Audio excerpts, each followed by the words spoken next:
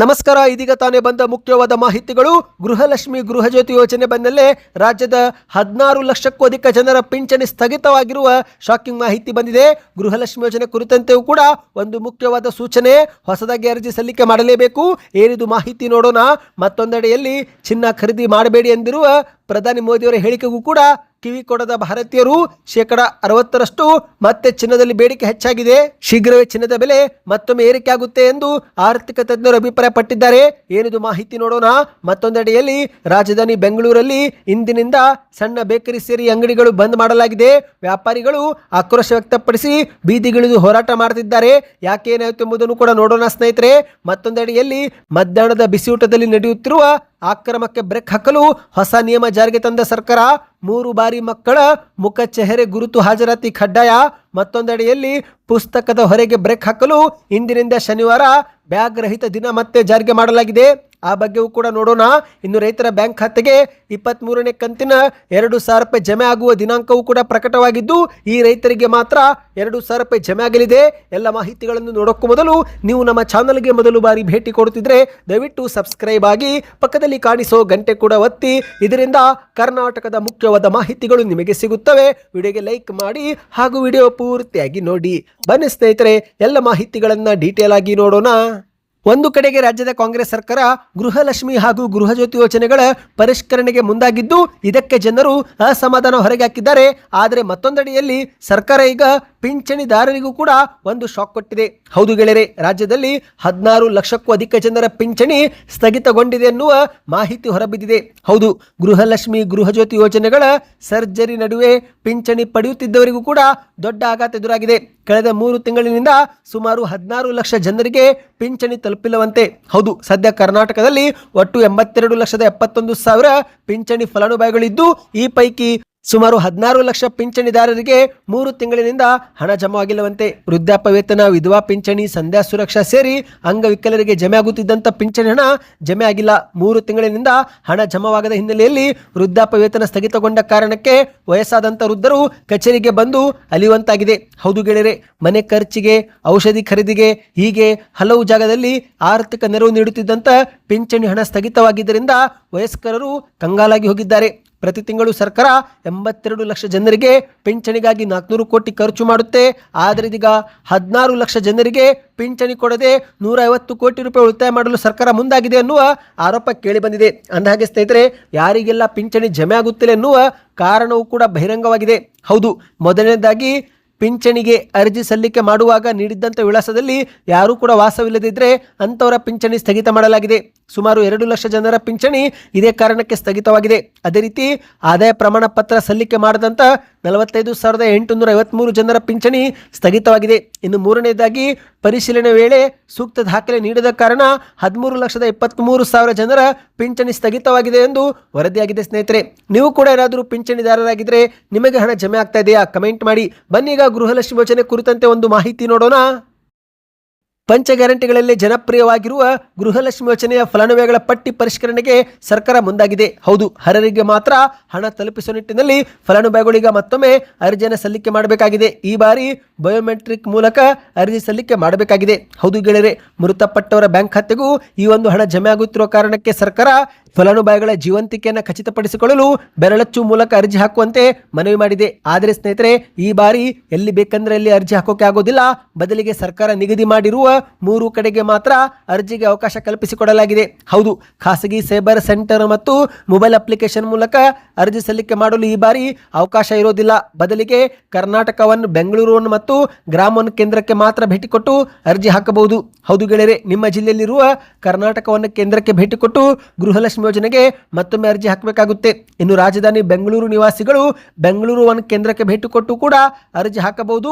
ಇನ್ನು ಗ್ರಾಮೀಣ ಹಳ್ಳಿ ಭಾಗದ ಜನರು ನಿಮ್ಮ ಒಂದು ಗ್ರಾಮದ ಹೋಬಳಿಯಲ್ಲಿರುವ ಗ್ರಾಮ ಒನ್ ಕೇಂದ್ರಕ್ಕೆ ಭೇಟಿ ಕೊಟ್ಟು ಅರ್ಜಿ ಸಲ್ಲಿಕೆ ಮಾಡಬಹುದು. ಅಂದಹಾಗೆ ಸ್ನೇಹಿತರೆ, ಇದುವರೆಗೆ ಸರ್ಕಾರ ಅಧಿಕೃತವಾಗಿ ಅರ್ಜಿ ಸಲ್ಲಿಕೆ ಪ್ರಾರಂಭ ಮಾಡಿಲ್ಲ. ಹಾಗಾಗಿ ಜನರು ಈಗಲೇ ಆತಂಕ ಪಡುವ ಅವಶ್ಯಕತೆ ಇಲ್ಲ. ಸರ್ಕಾರ ಮಾಹಿತಿ ಕೊಟ್ಟ ಕೂಡಲೇ ನಾವು ವಿಡಿಯೋ ಮಾಡಿಕೊಂಡು ಬರುತ್ತೇವೆ ಸ್ನೇಹಿತರೆ. ಯಾವಾಗ ಅರ್ಜಿ ಹಾಕಬೇಕು, ಏನೆಲ್ಲ ದಾಖಲೆಗಳು ಬೇಕಾಗುತ್ತೆ ಎಂಬ ಮಾಹಿತಿ ತಂದು ಕೊಡುತ್ತೇವೆ. ಹಾಗಾಗಿ ಫಲಾನುಭವಿಗಳು ಈ ಒಂದು ಚಾನಲ್ಗೆ ಸಬ್ಸ್ಕ್ರೈಬ್ ಮಾಡ್ಕೊಳ್ಳಿ ಮತ್ತು ನಿಮ್ಮ ಬ್ಯಾಂಕ್ ಖಾತೆಗೆ ಗೃಹಲಕ್ಷ್ಮಿ ಯೋಜನೆ ಹಣ ಜಮೆ ಆಗ್ತಾ ಇದೆಯಾ ಅದು ಕೂಡ ಕಮೆಂಟ್ ಮಾಡಿ. ಬನ್ನಿ ಈಗ ಮತ್ತೊಂದು ಮಾಹಿತಿಗೆ ಹೋಗೋಣ. ಒಂದು ಕಡೆಯಲ್ಲಿ ದೇಶದ ಪ್ರಧಾನಿ ನರೇಂದ್ರ ಮೋದಿ ಅವರು ಸಾಧ್ಯವಾದರೆ 1 ವರ್ಷ ಬಂಗಾರ ಖರೀದಿ ಮಾಡಬೇಡಿ ಎಂಬ ಹೇಳಿಕೆ ಕೊಟ್ಟಿದ್ದು, ಅಷ್ಟು ಮಾತ್ರವಲ್ಲದೆ ಚಿನ್ನದ ಆಮದು ಮೇಲಿನ ಖರೀದಿಯ ತೆರಿಗೆಯೂ ಕೂಡ ದುಪ್ಪಟ್ಟು ಮಾಡಲಾಗಿದೆ. ಆದರೂ ಕೂಡ ಚಿನ್ನ ಖರೀದಿ ಮಾತ್ರ ನಿಂತಿಲ್ಲವಂತೆ. ಹೌದು ಗೆಳೆಯರೆ, ಪ್ರಧಾನಿ ನರೇಂದ್ರ ಮೋದಿ ಅವರ ಮನವಿ ಮತ್ತು ಆಮದು ಶುಲ್ಕ ಹೆಚ್ಚಳದ ಹೊರತಾಗಿಯೂ ಕೂಡ ಭಾರತದಲ್ಲಿ ಚಿನ್ನ ಆಮದು ಗಣನೀಯವಾಗಿ ಏರಿಕೆಯಾಗಿದೆ. ಏಪ್ರಿಲ್ ಮತ್ತು ಮೇ ತಿಂಗಳಲ್ಲಿ ಎಷ್ಟು ಮೌಲ್ಯದ ಚಿನ್ನವನ್ನು ಆಮದು ಮಾಡಿಕೊಳ್ಳಲಾಗಿದೆ ಎಂಬ ಒಂದು ಆಘಾತಕಾರಿ ಮಾಹಿತಿ ಹೊರಬಿದ್ದಿದೆ. ಅಂದರೆ ಗೆಳೆಯರೆ, ಭಾರತೀಯರಿಗೆ ಚಿನ್ನದ ಮೇಲಿನ ಪ್ರೀತಿ ಏನೇ ಆದರೂ ಕೂಡ ಕಡಿಮೆ ಆಗೋದಿಲ್ಲ ಎಂಬುದು ಮತ್ತೊಮ್ಮೆ ಸಾಬೀತಾಗಿದೆ. ಹೌದು, ಒಂದು ಕಡೆಯಲ್ಲಿ ವಿದೇಶಿ ವಿನಿಮಯ ಉಳಿಸುವ ಉದ್ದೇಶದಿಂದ 1 ವರ್ಷ ಅನಗತ್ಯ ಚಿನ್ನ ಖರೀದಿ ಮಾಡಬೇಡಿ ಎಂದು ಪ್ರಧಾನಿ ಮೋದಿಯವರು ಕರೆ ಕೊಟ್ಟಿದ್ದಾರೆ. ಇದರ ಹೊರತಾಗಿಯೂ ಕೂಡ ಮೇ ತಿಂಗಳಲ್ಲಿ ಆಮದು ಚಿನ್ನದಲ್ಲಿ 34% ಹೆಚ್ಚಳವಾಗಿದೆ ಅಂತೆ. ಹೌದು, ಕೇಂದ್ರದ ವಾಣಿಜ್ಯ ಸಚಿವಾಲಯ ಬಿಡುಗಡೆ ಮಾಡಿರುವ ಅಂಕಿಅಂಶಗಳ ಪ್ರಕಾರ ಏಪ್ರಿಲ್ ಮತ್ತು ಮೇ ತಿಂಗಳಲ್ಲಿ ಸುಮಾರು 77,000 ಕೋಟಿ ರೂಪಾಯಿ ಮೌಲ್ಯದ ಚಿನ್ನವನ್ನು ವಿದೇಶದಿಂದ ಭಾರತಕ್ಕೆ ತರಿಸಿಕೊಳ್ಳಲಾಗಿದೆ. ಕಳೆದ ವರ್ಷಕ್ಕೆ ಹೋಲಿಕೆ ಮಾಡಿದರೆ ಇದು 60% ಹೆಚ್ಚಾಗಿದೆ ಎಂದು ವಾಣಿಜ್ಯ ಸಚಿವಾಲಯ ವರದಿ ಮಾಡಿದೆ. ಹೌದು ಗೆಳೆಯರೆ, ಈ ಒಂದು ಬೆಳವಣಿಗೆಯು ದೇಶದ ವ್ಯಾಪಾರ ಕೊರತೆ ಮತ್ತು ವಿದೇಶಿ ವಿನಿಮಯದ ಹೊರಹರಿವನ್ನು ಇನ್ನಷ್ಟು ಹೆಚ್ಚಿಸಲಿದೆ ಎಂದು ಆರ್ಥಿಕ ತಜ್ಞರು ಎಚ್ಚರಿಸಿದ್ದಾರೆ. ಅಷ್ಟು ಮಾತ್ರವಲ್ಲ, ಮುಂಬರುವ ದಿನಗಳಲ್ಲಿ ಮತ್ತೊಮ್ಮೆ ಚಿನ್ನ ಏರಿಕೆ ಆಗುತ್ತೆ ಎಂದು ಕೂಡ ಅಭಿಪ್ರಾಯಪಟ್ಟಿದ್ದಾರೆ. ಹೌದು, ಮಧ್ಯಪ್ರಾಚ್ಯ ಯುದ್ಧದಿಂದಾಗಿ ಡಾಲರ್ ಎದುರು ರೂಪಾಯಿ ಮೌಲ್ಯ ಕುಸಿಯುತ್ತಲೇ ಸಾಗುತ್ತಿದ್ದು, ಇಂತಹ ಸಮಯದಲ್ಲಿ ವಿದೇಶಗಳಿಂದ ಚಿನ್ನದ ಖರೀದಿ ಇನ್ನಷ್ಟು ಏರಿಕೆ ಆಗಿರುವುದರಿಂದ ಮುಂಬರುವ ದಿನಗಳಲ್ಲಿ ಮತ್ತೆ ಚಿನ್ನದ ಬೆಲೆ ಏರಿಕೆ ಆಗುತ್ತೆ ಎಂದು ತಜ್ಞರು ಅಭಿಪ್ರಾಯಪಟ್ಟಿದ್ದಾರೆ. ಹೌದು ಗೆಳೆಯರೆ, ಒಂದು ಕಡೆಯಲ್ಲಿ ಭಾರತ ಸರ್ಕಾರ ವಿದೇಶಗಳಿಂದ ಚಿನ್ನದ ಖರೀದಿ ತಗ್ಗಿಸುವ ಉದ್ದೇಶದಿಂದಲೇ ಆಮದು ಶುಲ್ಕವನ್ನು 6% 15% ಏರಿಸಲಾಗಿದೆ. ಇದರ ಜೊತೆಗೆ 3% GST ಸೇರಿ ಒಟ್ಟು 18% ತೆರಿಗೆ ಹಾಕಲಾಗುತ್ತಿದೆ. ಇಷ್ಟಾದರೂ ಕೂಡ ವಿದೇಶದಿಂದ ಚಿನ್ನದ ಒಳಹರಿವು ಮಾತ್ರ ಕಡಿಮೆ ಆಗಿಲ್ಲ. ಅಂದ್ರೆ ಗೆಳೆಯರೆ, ಚಿನ್ನವನ್ನು ಸುರಕ್ಷಿತ ಆಸ್ತಿ ಎಂದು ಪರಿಗಣಿಸಿ ಜನ ಮುಗಿಬಿದ್ದು ಖರೀದಿ ಮಾಡುತ್ತಿದ್ದು, ಈ ಮೂಲಕ ಮತ್ತೊಮ್ಮೆ ಚಿನ್ನದ ಬೇಡಿಕೆಯಲ್ಲಿ ಹೆಚ್ಚಳವಾಗಿದೆ. ಮುಂಬರುವ ದಿನಗಳಲ್ಲಿ ಮತ್ತೊಮ್ಮೆ ಚಿನ್ನದ ಬೆಲೆ ಏರಿಕೆ ಆಗುತ್ತೆ ಎಂದು ತಜ್ಞರು ಹೇಳುತ್ತಿದ್ದಾರೆ. ಬನ್ನೀಗ ಮತ್ತೊಂದು ಶಾಕಿಂಗ್ ಮಾಹಿತಿಗೆ ಹೋಗೋಣ. ರಾಜಧಾನಿ ಬೆಂಗಳೂರಲ್ಲಿ ಪ್ರತಿನಿತ್ಯ ಲಕ್ಷಾಂತರ ಜನರ ಹಸಿವು ನೀಗಿಸುವ ಹಾಗೂ ಬೆಂಗಳೂರಿನ ಬೆನ್ನೆಲುಬಾಗಿರುವಂತಹ ಸಣ್ಣ ವ್ಯಾಪಾರಿಗಳು ಇದೀಗ ತಮ್ಮ ಅಸ್ತಿತ್ವ ಉಳಿಸಿಕೊಳ್ಳಲು ಬೀದಿಗಿಳಿದು ಹೋರಾಟಕ್ಕೆ ಮುಂದಾಗಿದ್ದಾರೆ. ಹೌದು ಗೆಳೆಯರೆ, ಇಂದಿನಿಂದ ಬೆಂಗಳೂರಲ್ಲಿ ಸುಮಾರು 58,000ಕ್ಕೂ ಅಧಿಕ ಬೇಕರಿ, ಕ್ಯಾಂಡಿಮೆಂಟ್ಸ್ ಹಾಗೂ ಟೀ ಕಾಫಿ ಅಂಗಡಿಗಳು ಸೇರಿ ಬೀದಿ ಬದಿ ವ್ಯಾಪಾರಿಗಳು ಅಂಗಡಿಯನ್ನ ಬಂದ್ ಮಾಡಿ ಹೋರಾಟ ಮಾಡುವ ನಿರ್ಧಾರ ತೆಗೆದುಕೊಂಡಿದ್ದಾರೆ. ಹೌದು, ಕರ್ನಾಟಕ ಕಾರ್ಮಿಕ ಪರಿಷತ್ ಈ ಒಂದು ಬೃಹತ್ ಮುಷ್ಕರಕ್ಕೆ ಕರೆ ಕೊಟ್ಟಿದೆ. ಈಗ ಇದು ನೇರವಾಗಿ ಬೆಂಗಳೂರು ಜನರ ಜೀವನದ ಮೇಲೆ ತೀವ್ರ ಪರಿಣಾಮ ಬೀರುವ ಸಾಧ್ಯತೆ ಇದೆ. ಹೌದು ಗೆಳೆಯರೆ, ಉದ್ಯೋಗ ಆರಿಸಿ ಬರುವ ಲಕ್ಷಾಂತರ ಯುವಕರು, IT ಉದ್ಯೋಗಿಗಳು ಮತ್ತು ಹಲವರು ಬೆಳಗಿನ ಉಪಹಾರದಿಂದ ರಾತ್ರಿ ಊಟದವರೆಗೆ ಇದೇ ಸಣ್ಣ ಅಂಗಡಿಯನ್ನು ನಂಬಿಕೊಂಡಿದ್ದಾರೆ. ಆದರೆ ದಿಢೀರನೆ ಮುಷ್ಕರ ಕರೆ ಕೊಟ್ಟ ಪರಿಣಾಮ ಇವರೆಲ್ಲರಿಗೂ ಕೂಡ ಈಗ ತೀವ್ರ ಕಷ್ಟಕರವಾಗಲಿದೆ. ಹಾಗಾದ್ರೆ ಯಾಕಿದು ಹೋರಾಟ ಎಂಬ ಒಂದು ಶಾಕಿಂಗ್ ಮಾಹಿತಿ ಮುನ್ನೆಲೆಗೆ ಬಂದಿದೆ. ಹೌದು ಗೆಳೆಯರೆ, ಬೆಂಗಳೂರಲ್ಲಿ ಪ್ರಾಮಾಣಿಕವಾಗಿ ವ್ಯಾಪಾರ ಮಾಡುವ ಸಣ್ಣ ವ್ಯಾಪಾರಿಗಳು ಎದುರಿಸುತ್ತಿರುವ ದಿನನಿತ್ಯದ ಕಿರುಕುಳವೇ ಇದಕ್ಕೆ ಹೋರಾಟಕ್ಕೆ ಕಾರಣ ಎಂದು ಹೇಳಲಾಗ್ತಾ ಇದೆ. ಹೌದು, BBMP ಆರೋಗ್ಯ ಇಲಾಖೆ ಅಧಿಕಾರಿಗಳ ಕಿರುಕುಳ, ಪ್ಲಾಸ್ಟಿಕ್ ನಿಷೇಧ ಮತ್ತು ಇತರೆ ಒಂದು ರೌಡಿಗಳ ಹಪ್ತಾ ವಸೂಲಿಯಿಂದ ವ್ಯಾಪಾರಿಗಳು ಸಂಪೂರ್ಣವಾಗಿ ರೋಸಿ ಹೋಗಿದ್ದಾರೆ. ಹಾಗಾಗಿನೇ ಬಂದ್ ಮಾಡಿ ಹೋರಾಟಕ್ಕೆ ಸಜ್ಜಾಗಿದ್ದಾರೆ. ಈಗ ಸರ್ಕಾರದ ಮುಂದೆ 3 ಪ್ರಮುಖ ಬೇಡಿಕೆಗಳನ್ನ ಇಡಲಾಗಿದೆ. ಮೊದಲನೇ ಬೇಡಿಕೆ, ಎಲ್ಲ ಅಂಗಡಿಗಳಿಗೆ ಒಂದೇ ಲೈಸೆನ್ಸ್ ಜಾರಿಗೆ ತರುವ ಆಗ್ರಹ ಮಾಡಲಾಗಿದೆ. ಹೌದು, ಪ್ರಸ್ತುತ ಬೇಕರಿ ಮತ್ತು ಕ್ಯಾಂಡಿಮೆಂಟ್ಸ್ಗಳಲ್ಲಿ ಸಿಗರೇಟ್, ಆಹಾರ ಪದಾರ್ಥ, ಟೀ ಮತ್ತು ಕಾಫಿ ಮುಂತಾದ ವಸ್ತು ಮಾರಾಟ ಮಾಡಲು ಪ್ರತ್ಯೇಕ ಲೈಸೆನ್ಸ್ ಪಡೆಯುವಂತೆ ಅಧಿಕಾರಿಗಳು ಒತ್ತಾಯಿಸುತ್ತಿದ್ದು, ಇದರ ಬದಲಾಗಿ ಎಲ್ಲಾ ರೀತಿಯ ವ್ಯಾಪಾರಗಳನ್ನು ನಡೆಸಲು ಅನುಕೂಲವಾಗುವಂತೆ ಒಂದೇ ಲೈಸೆನ್ಸ್ ನೀಡಬೇಕೆನ್ನುವುದು ಮೊದಲ ಬೇಡಿಕೆಯಾಗಿದೆ. ಎರಡನೇ ಬೇಡಿಕೆ, ರೌಡಿಗಳ ಹಾವಳಿ ನಿಯಂತ್ರಣ ಮಾಡಬೇಕು ಎಂದು ಹೇಳಲಾಗ್ತಾ ಇದೆ. ಹೌದು, ಪ್ರತಿನಿತ್ಯ ಬೆಳಗಾದ್ರೆ ಅಂಗಡಿ ಮಾಲೀಕರಿಂದ ಬಲವಂತವಾಗಿ ಹಣ ವಸೂಲಿ ಮಾಡುತ್ತಿದ್ದು, ಹಣ ಕೊಡದಿದ್ರೆ ಜೀವ ಬೆದರಿಕೆ ಕೂಡ ಹಾಕಲಾಗುತ್ತಿದೆ. ಹಾಗಾಗಿ ಸೂಕ್ತ ರಕ್ಷಣೆ ಒದಗಿಸಬೇಕು, ಪೊಲೀಸ್ ಇಲಾಖೆ ಮಧ್ಯಪ್ರವೇಶಿಸಿ ಇದಕ್ಕೆ ಬ್ರೇಕ್ ಹಾಕಬೇಕು ಎನ್ನುವುದು ಎರಡನೇ ಬೇಡಿಕೆಯಾಗಿದೆ. ಮೂರನೇ ಬೇಡಿಕೆ, ತಂಬಾಕು ಉತ್ಪನ್ನಗಳ ಜಪ್ತಿ ಮಾಡುವುದನ್ನು ನಿಲ್ಲಿಸಬೇಕಂತೆ. ಹೌದು ಗೆಳೆಯರೆ, ಈ ಒಂದು ನಿಯಮ ಉಲ್ಲಂಘನೆ ನೆಪದಲ್ಲಿ ಕೆಲವು ಅಧಿಕಾರಿಗಳು ಏಕಾಏಕಿ ಅಂಗಡಿಗೆ ನುಗ್ಗಿ ವ್ಯಾಪಾರಿಗಳು ತಮ್ಮ ಸ್ವಂತ ಹಣ ಕೊಟ್ಟು ಖರೀದಿ ಮಾಡಿದ್ದಂತ ತಂಬಾಕು ಉತ್ಪನ್ನಗಳನ್ನು ಅಕ್ರಮವಾಗಿ ಜಪ್ತಿ ಮಾಡುತ್ತಿದ್ದಾರೆ.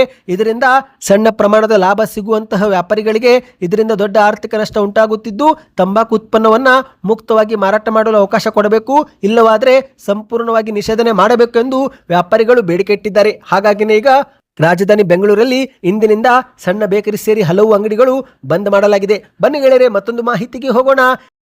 ಸರ್ಕಾರ ಜಾರಿಗೆ ಮಾಡಿರುವ ಬಿಸಿ ಊಟದಲ್ಲಿ ನಡೆಯುತ್ತಿರುವ ಅಕ್ರಮಕ್ಕೆ ಬ್ರೇಕ್ ಹಾಕಲು ಇನ್ನು ಮುಂದೆ ಮಕ್ಕಳ ಒಂದು ಮುಖಚೇರೆ ಗುರುತು ಕಡ್ಡಾಯ ಮಾಡಿ ಆದೇಶ ಹೊರಡಿಸಲಾಗಿದೆ. ಹೌದು, ರಾಜ್ಯ ಸರ್ಕಾರ ಜಾರಿಗೆ ತಂದಿರುವ ಅತಿ ಮುಖ್ಯ ಯೋಜನೆಗಳಾಗಿರುವ ಕ್ಷೀರಭಾಗ್ಯ ಮತ್ತು ಮಧ್ಯಾಹ್ನದ ಬಿಸಿಯೂಟ ಯೋಜನೆಯಲ್ಲಿ ನಡೆಯುತ್ತಿರುವ ಗೋಲ್ಮಾಲ್ ಹಾಗೂ ನಕಲಿ ಹಾಜರಾತಿ ದಂಧೆಗೆ ಕಡಿವಾಣ ಹಾಕಲು ಶಿಕ್ಷಣ ಇಲಾಖೆ ಕಟ್ಟುನಿಟ್ಟಿನ ಕ್ರಮ ತೆಗೆದುಕೊಂಡಿದೆ. ಹೌದು, ಇನ್ನು ಮುಂದೆ ಶಾಲೆಗಳಲ್ಲಿ ಮಕ್ಕಳ ಹಾಜರಾತಿಯನ್ನು ಕೃತಕವಾಗಿ ಹೆಚ್ಚಿಸಿ ತೋರಿಸುವುದು ಅಥವಾ ನಂತರ ದಿನಗಳಲ್ಲಿ ಹಿಂದಿನ ಹಾಜರಾತಿ ದಾಖಲಿಸುವುದು ಅಪರಾಧ. ಅಷ್ಟು ಮಾತ್ರವಲ್ಲ, ಈ ರೀತಿ ಅಕ್ರಮದಲ್ಲಿ ಭಾಗಿಯಾಗುವ ಅಧಿಕಾರಿಗಳ ವಿರುದ್ಧ ಕಠಿಣ ಶಿಸ್ತು ಕ್ರಮ ಜರುಗಿಸಲಾಗುವುದು ಎಂದು ಶಿಕ್ಷಣ ಇಲಾಖೆ ಎಚ್ಚರಿಕೆ ಕೊಟ್ಟಿದೆ. ಇನ್ನು ಮುಂದೆ ಸ್ನೇಹಿತರೆ 3 ಬಾರಿ ಮಕ್ಕಳ ಮುಖ ಗುರುತಿನ ಹಾಜರಾತಿ ಕಡ್ಡಾಯ ಮಾಡಲಾಗಿದೆ. ಬೆಳಗ್ಗೆ 2 ಬಾರಿ, ಮಧ್ಯಾಹ್ನ 1 ಬಾರಿ ಮಕ್ಕಳ ಮುಖಚರ್ಯೆಯನ್ನು ಗುರುತಿಸಿ ಹಾಜರಾತಿ ದಾಖಲಿಸಬೇಕು ಎಂದು ಶಿಕ್ಷಣ ಇಲಾಖೆ ಆದೇಶ ಹೊರಡಿಸಿದೆ. ಒಂದೊಮ್ಮೆ ಈ ಒಂದು ಹಾಜರಾತಿ ದಾಖಲಿಸದಿದ್ದರೆ ಆಯಾ ಶಾಲೆಯ ಮುಖ್ಯ ಶಿಕ್ಷಕರು ಮತ್ತು ಆ ಕ್ಷೇತ್ರದ ಶಿಕ್ಷಣ ಅಧಿಕಾರಿಗಳು ನೇರ ಹೊಣೆಗಾರರನ್ನಾಗಿ ಮಾಡಿ ಕ್ರಮ ತೆಗೆದುಕೊಳ್ಳಲಾಗುವುದು ಎಂದು ಹೇಳಿದ್ದಾರೆ ಸ್ನೇಹಿತರೆ. ಮತ್ತು ಇಲ್ಲಿ ಮತ್ತೊಂದು ಗುಡ್ ನ್ಯೂಸ್ ಏನೆಂದರೆ, ಪುಸ್ತಕದ ಹೊರಗೆ ಬ್ರೇಕ್ ಹಾಕಲಾಗಿದೆ. ಇನ್ನು ಮುಂದೆ ಶನಿವಾರ ನೋ ಬ್ಯಾಗ್ ಡೇ. ಹೌದು ಗೆಳೆಯರೆ, ಶಾಲಾ ಮಕ್ಕಳ ಬ್ಯಾಗ್ ಹೊರೆಯನ್ನು ತಗ್ಗಿಸಲು ಮತ್ತು ನಗುತ್ತಾ ಕಲಿಯುವ ವಾತಾವರಣ ನಿರ್ಮಿಸಲು ಶಿಕ್ಷಣ ಇಲಾಖೆ ಈ ವರ್ಷವೂ ಕೂಡ ಪ್ರತಿ ಶನಿವಾರದಂದು ಬ್ಯಾಗ್ ರಹಿತ ದಿನ ಆಚರಣೆ ಮಾಡುವುದು ಕಡ್ಡಾಯ ಎಂದು ನಿರ್ಧರಿಸಿದೆ. ಹೌದು, ರಾಜ್ಯದ ಎಲ್ಲ ಸರ್ಕಾರಿ, ಅನುದಾನಿತ ಮತ್ತು ಪ್ರೌಢಶಾಲೆಗಳಲ್ಲಿ ಈ ನಿಯಮ ಇನ್ನು ಮುಂದೆ ಕಡ್ಡಾಯ. ಆ ದಿನ ವಿದ್ಯಾರ್ಥಿಗಳು ಯಾವುದೇ ಪಠ್ಯ ಪುಸ್ತಕ ಇಲ್ಲದೆ ಶಾಲೆಗೆ ಬರಬಹುದು. ಹೌದು ಗೆಳೆಯರೆ, ಕೇವಲ ಪುಸ್ತಕದ ಓದಿಗೆ ಸೀಮಿತವಾಗದೆ ಮಕ್ಕಳಲ್ಲಿ ಸೃಜನಶೀಲತೆ ಮತ್ತು ಜೀವನ ಕೌಶಲ್ಯ ಬೆಳೆಸಲು ಶನಿವಾರದಂದು ವಿಶೇಷ ಆದ್ಯತೆ ಇನ್ನು ಮುಂದೆ ನೀಡಲಾಗುತ್ತದೆ. ಆಯಾ ಶಾಲೆಯ ಶಿಕ್ಷಕರು ಈ ವಿದ್ಯಾರ್ಥಿಗಳಿಗೆ ಶನಿವಾರದಂದು ಪರಿಸರದ ಜಾಗೃತಿ, ರಸ್ತೆ ಸುರಕ್ಷತೆ, ಚಿತ್ರಕಲೆ, ಯೋಗ ಮತ್ತು ವ್ಯಾಯಾಮ ಸೇರಿದಂತೆ ಇತರೆ ಆಟಗಳನ್ನು ಆಡಿಸಬೇಕು.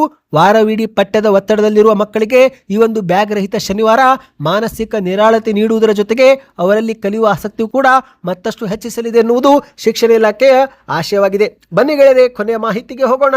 ನೀವು ಕೂಡ ರೈತರಾಗಿದ್ದರೆ ಕಮೆಂಟಲ್ಲಿ ಗುಡ್ ನ್ಯೂಸ್ ಎಂದು ಕಮೆಂಟ್ ಮಾಡಿ. ಯಾಕಂದ್ರೆ ಇನ್ನು 2 ದಿನದಲ್ಲಿ ರೈತರ ಬ್ಯಾಂಕ್ ಖಾತೆಗೆ 2,000 ರೂಪಾಯಿ ಜಮೆ ಆಗಲಿದೆ. ಹೌದು, ಜೂನ್ 20 ಶನಿವಾರದಂದು 2,000 ರೂಪಾಯಿ ರೈತರ ಬ್ಯಾಂಕ್ ಖಾತೆಗೆ ಜಮೆ ಆಗಲಿದೆ. PM ಕಿಸಾನ್ ಸಮ್ಮಾನ್ ಯೋಜನೆಯ ಅಧಿಕೃತ ವೆಬ್ಸೈಟ್ನಲ್ಲಿ ಈ ಒಂದು ಮಾಹಿತಿ ಅಪ್ಡೇಟ್ ಆಗಿದೆ. ಹೌದು, ಇದುವರೆಗೆ 22 ಕಂತು ಬಿಡುಗಡೆ ಮಾಡಲಾಗಿದೆ. ಇದೀಗ 23ನೇ ಕಂತನ್ನು ಕೂಡ ಪ್ರಧಾನಿ ಮೋದಿಯವರು ಇದೇ ಜೂನ್ 20ರಂದು ಬಿಡುಗಡೆ ಮಾಡಲಿದ್ದಾರೆ.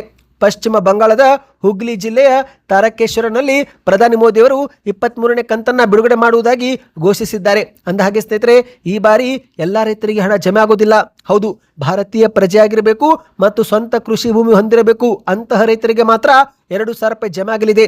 ಮುಖ್ಯವಾಗಿ ರೈತರು ಈ KYC ಪ್ರಕ್ರಿಯೆ ಪೂರ್ತಿ ಮಾಡಿಕೊಂಡಿರಬೇಕು. ಹೌದು, ನೀವೇನಾದರೂ ರೈತರಾಗಿದ್ದರೂ ಕೂಡ ನಿಮ್ಮ ಹತ್ತಿರ ಸ್ವಂತ ಕೃಷಿ ಭೂಮಿ ಇಲ್ಲವೆಂದರೆ ಆಗ ನೀವು ಈ ಒಂದು ಯೋಜನೆಗೆ ಅನರ್ಹರು ಎಂದು ಹೇಳಲಾಗ್ತಾ ಇದೆ ಸ್ನೇಹಿತರೆ. ಶೀಘ್ರವೇ ರೈತರ ಬ್ಯಾಂಕ್ ಖಾತೆಗೆ 2,000 ರೂಪಾಯಿ ಜಮೆ ಆಗಲಿದೆ. ಅಂದಹಾಗೆ ಮಾರ್ಚ್ ತಿಂಗಳಲ್ಲಿ 22ನೇ ಕಂತು ಬಿಡುಗಡೆ ಮಾಡಲಾಗಿತ್ತು. ಆ ಒಂದು ಕಂತು ನಿಮಗೆ ಬಂದಿದೆಯಾ? ಅದನ್ನು ನೀವು ನಮಗೆ ಕಮೆಂಟ್ ಮಾಡಿ ತಿಳಿಸಿ. ಮಾಹಿತಿ ಇಷ್ಟವೆನಿಸಿದ್ರೆ ಚಾನಲ್ಗೆ ದಯವಿಟ್ಟು ಸಬ್ಸ್ಕ್ರೈಬ್ ಆಗಿ.